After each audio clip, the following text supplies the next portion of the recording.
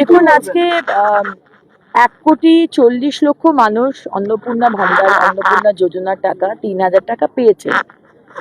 কিছু মানুষ যারা ক্রাইটেরিয়াতে পূরণ করতে পারছেন না, সরকারি চাকরি করেন, গ্রামের মধ্যে 3টে রুমের বিষয় হচ্ছে না, তো সেটা তো বাদই দিলাম।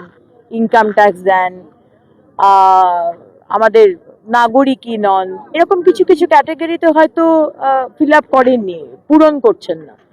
তাও আমি বলেছি যে যারা মনে হচ্ছে যে না আমার পাওয়ার কথা, তারা বিডিও অফিস, এসডিও অফিসে গিয়ে নামটা দিন।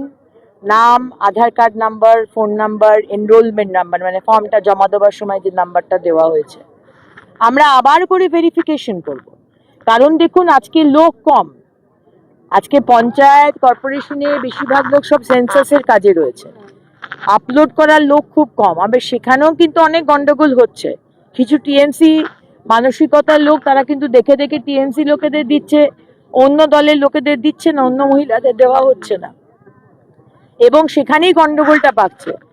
আজকে টিএমসির কেউ তার 3তলা বাড়ি দাঁড়িয়ে আছে, তাকে দিয়ে দিয়েছে। আর যে হয়তো বিজেপি করে বা কোনো দলই করে না, কিন্তু সে যোগ্য, তাকে দেওয়া হয়নি। সুতরাং ক্ষোভ তো থাকবেই। তাই একটু সময় দিন। আমরা কিন্তু দেবার জন্যই আজকে এটা আনিছি, আমরা কিন্তু মিথ্যে কথা বলিনি, অসত্য কথা বলিনি। আমরা চাই যে আমার মা বোনেরা পাক, একটু সময় দিন। রানীগঞ্জে বহু পুরনো শহর।